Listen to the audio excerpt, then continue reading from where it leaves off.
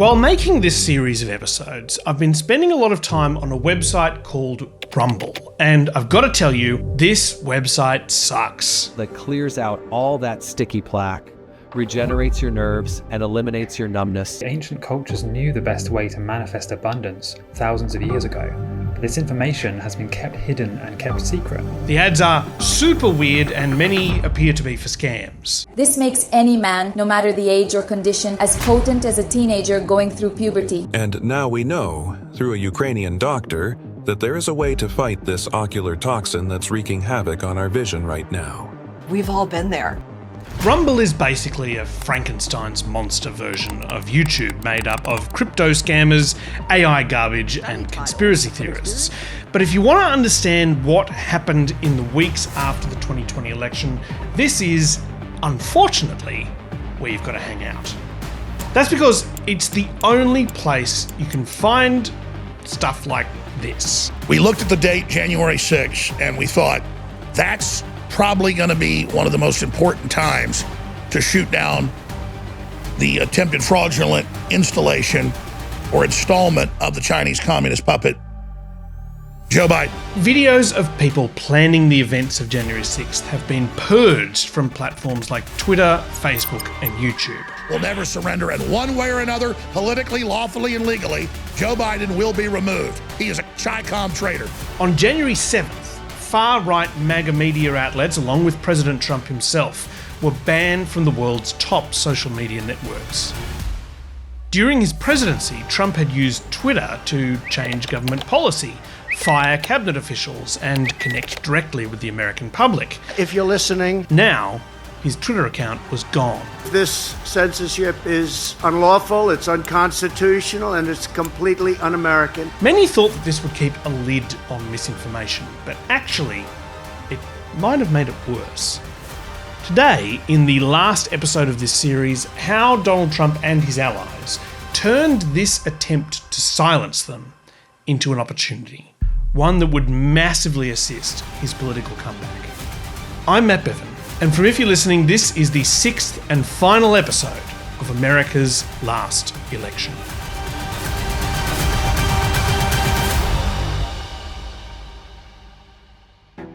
One of the most significant discussions over the last decade has been about this. The old saying, sunlight is the best disinfectant. The best form of disinfectant is sunlight. Sunlight is the best disinfectant. It's an argument that goes back centuries, but the internet really made it a lot more urgent.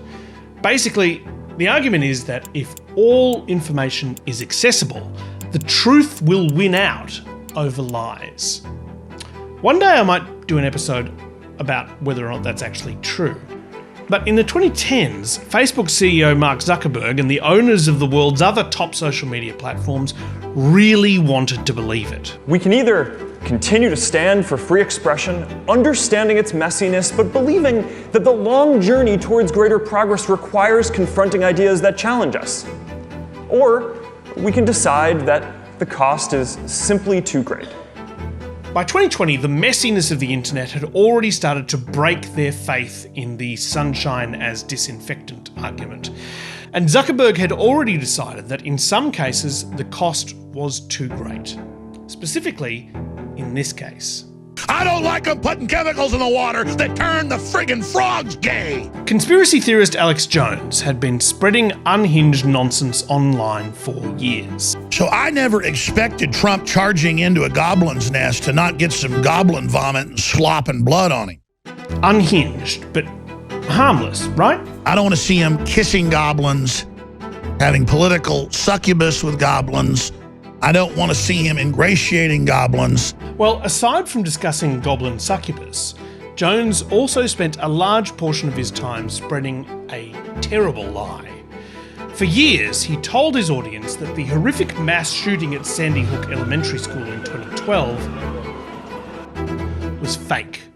No children had been killed, and the people claiming to be the families of those children were liars hired to create an excuse to ban assault rifles. His followers then spent years harassing those families, so not so harmless.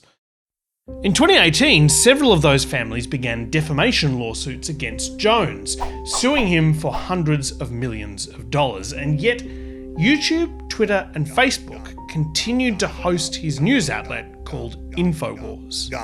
And I'm here today because I believe that we must continue to stand for free expression. Jones was able to build a significant media empire, not through ad revenue, but by selling questionable dietary supplements. My heart's big. It's got hot blood going through it fast. I like to eat. I like to have children. Jones's audience was extremely engaged in what he had to say, which social media algorithms loved. He drew audiences to their platforms, and in return, they amplified his message. But eventually, Jones went too far. In 2018, he seemingly threatened to kill Robert Mueller, the guy investigating Russian interference in the 2016 election. That's a demon I will take down or I'll die trying. It's not a joke. It's not a game. It's the real world.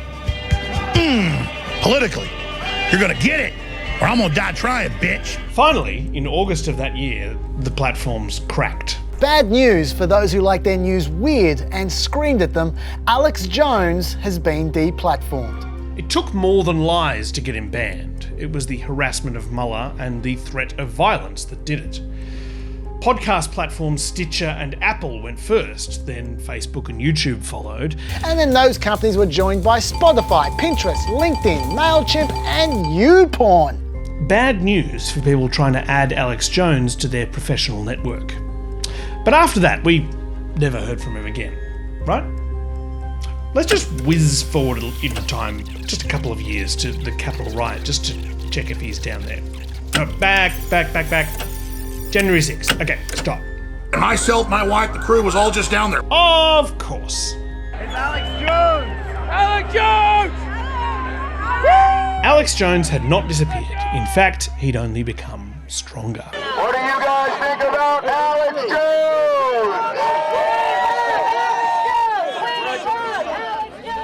After being banned from YouTube, Facebook, and Twitter, he started a new site called banned.video, upgraded his InfoWars app, hired more staff, and started posting on Rumble. Court documents showed that getting banned from those platforms increased his company's revenue.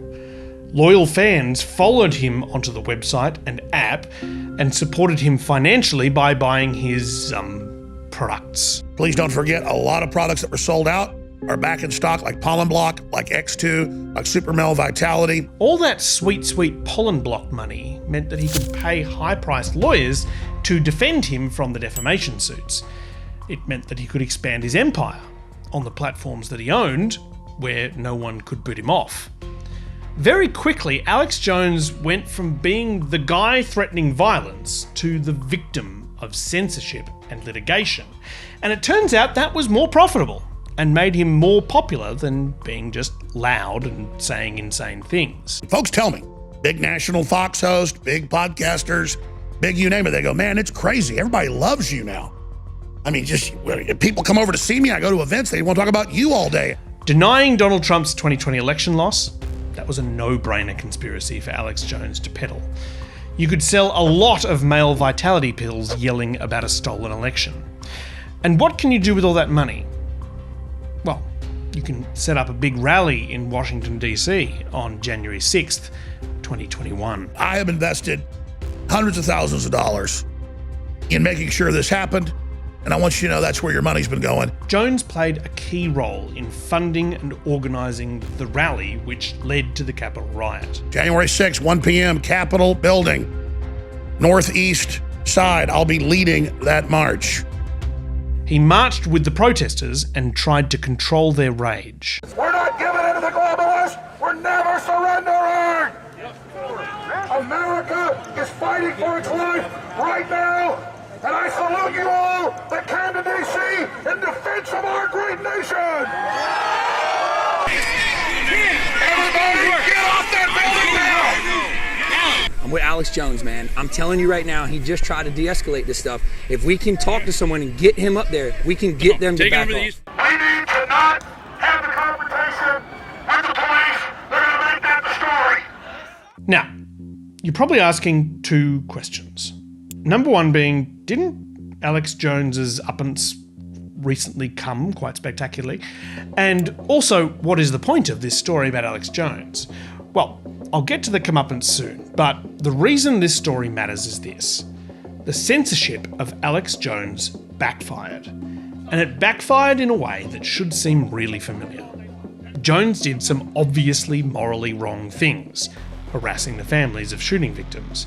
He became embroiled in court cases. Social media companies didn't want to censor him, but as his broadcasts became more extreme, they were forced to by public pressure. He was banished from the mainstream, and in that banishment, he found new levels of fame and fortune by transforming himself from a perpetrator to a victim. Now, I get the attacks, I get the lawsuits, I get the demonization, I get all the psychic, backlash, which is fine. I'm willing to take it. But InfoWars is not Alex Jones. It's all of us together, and it's incredible. Now, if anyone on earth has perfected the art of turning themselves into a victim, it's got to be... I am a victim of one of the great political smear campaigns in the history of our country. By January 6th, Donald Trump wasn't just including himself in that. It had transformed into... We're all victims. Everybody here, all these thousands of people here tonight, they're all victims, every one of you. This is a spectacularly powerful strategy for Trump, and there's data to back that up. The same week as the January 6th riot, the scientific journal Political Behaviour published research that found appealing to people's sense of victimhood was key to Trump's success. It said there were two parts of it. Trump makes people feel like victims, and then makes them feel like he is the only one who can understand and help them. Now, keep all that in mind as we go beyond January 6th. President Trump is practically and morally responsible for provoking the events of the day. No question about it. In the days after the attack on the Capitol, the Republican Party leadership were clear in their condemnation of Donald Trump. The people who stormed this building believed they were acting on the wishes and instructions of their president. And polls showed that the public agreed. In the 2020 election, he had gained 46.8% of the popular vote. But after January 6th, his approval rating slipped down into the mid to low 30s. And it looked like it was going to stay that way. The media blamed him for the riot, and... the world's tech giants silenced one of their most prolific and controversial users. Trump, the first extremely online US president, was cut off from his megaphone. Twitter and Facebook deleted President Donald Trump's extensive social media profiles after a violent mob stormed the US Capitol. Almost immediately, the tide began to turn. Tonight, social media giants feeling the heat after banning Donald Trump. There'd been calls from these big tech companies to block Trump from their platforms for years by then. Banning him altogether seemed like a way to stop his tweets from inciting violence and spreading misinformation. But as soon as he was banned from posting, there was a backlash. Right around the world, politicians spoke out against it. Those decisions were taken by commercial companies, but personally I felt uncomfortable with what they did. President Trump and his administration accused the tech giants of censorship. Shutting down free and open debate violates our core values and most enduring traditions. Even Trump's fiercest critics, like Senator Bernie Sanders, weren't happy about it. Here he is talking about it on the Ezra Klein Show. If you're asking me, do I feel particularly comfortable that the then president of the United States, could not express his views on Twitter? I don't feel comfortable about that. Trump, who had been accused of inciting an insurrection against the United States government, was on his way to being considered a victim of censorship rather than a perpetrator of any crime himself.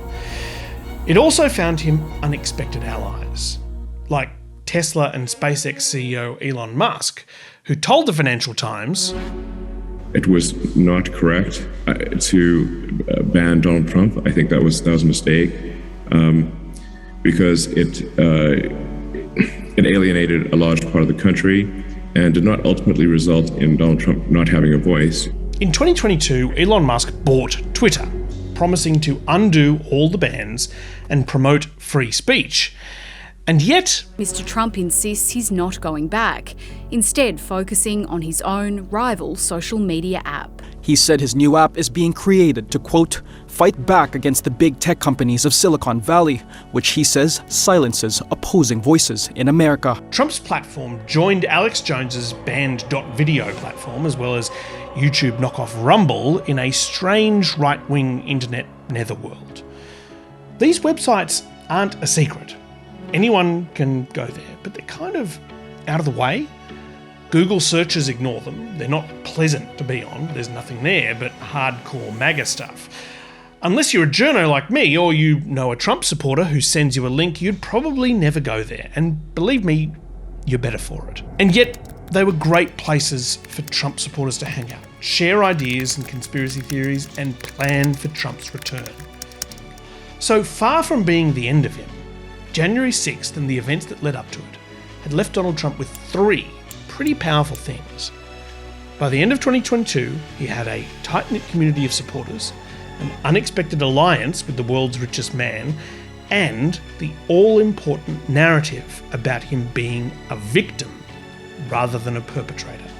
And what happened in the years since really helped cement all of those things, because the criminal charges began to arrive. Donald Trump's indictment by a Manhattan grand jury has divided the nation. I have a Trump-hating judge with a Trump-hating wife and family whose daughter worked for Kamala Harris. He'll do whatever he can to try to use this situation to his advantage. I did everything right and they indicted me. Senior Republicans have condemned the move against Donald Trump. Former Vice President Mike Pence called it an outrage. Yes, even Mike Pence, the guy the mob at the Capitol was threatening to murder. The Biden administration found itself in a lose-lose situation.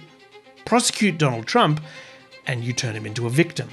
But you also can't just let him get away with alleged fraud, election subversion, and obstruction of justice. Yet the indictment against Trump seemed to confirm what he and his supporters were saying on their parallel social media networks. The establishment was out to get him. The Trump mugshot's like the new Che Guevara t-shirt. The mugshot for the ages. Mugshot merchandise is already for sale for nearly $40 Australian. I think this is a powerful image. Trump's people are certainly viewing it as a powerful image, and his opponents are also viewing it as a powerful image. At the time, that mugshot was really something. But when it comes to powerful images, it's hard to go past what is probably the photograph of the decade from AP's Evan Vucci. An image for the ages. Remarkable because seconds before, Donald Trump came very close to death. Trump, surrounded by the Secret Service, blood streaming from his ear, his fist in the air, an American flag billowing behind him, mouthing the words, "Fight, fight, fight." Last week I took a bullet for democracy. 4 days before the election, I went to a Trump rally in Michigan. In an election when the economy was the top issue, the rally was heavily focused on Trump being a victim. Democrats have tried to kick Trump off the ballot, seize his assets, and lock him up. Any normal person that has been through what President Trump has been through, a biased media, attacks on his family, and 2 assassination attempts, they would have given up. But he didn't. The man that stood up and raised his fist in the middle of the air for all Americans and said, "Fight, fight, fight." Donald Trump didn't win the 2024 election because people felt sorry for him. He won the election for 1,000 other reasons, but it did set up his comeback. When people saw him as the instigator of an attack on American democracy, only 35% of Americans approved of him. He needed to get that back up to around 50%. Converting himself into a victim of the system that voters feel oppressed by too, gave them a reason to set January 6th aside. They felt like victims as well. Now, unlike Donald Trump, in the case of Alex Jones, it really does seem to be all over for him. He lost his defamation case and was ordered by the court to pay the families of those shooting victims $1.4 billion. His empire has basically been broken up for parts, including the InfoWars site, which last week was sold to the satirical news outlet The Onion. They said they're shutting us down, even without a court order.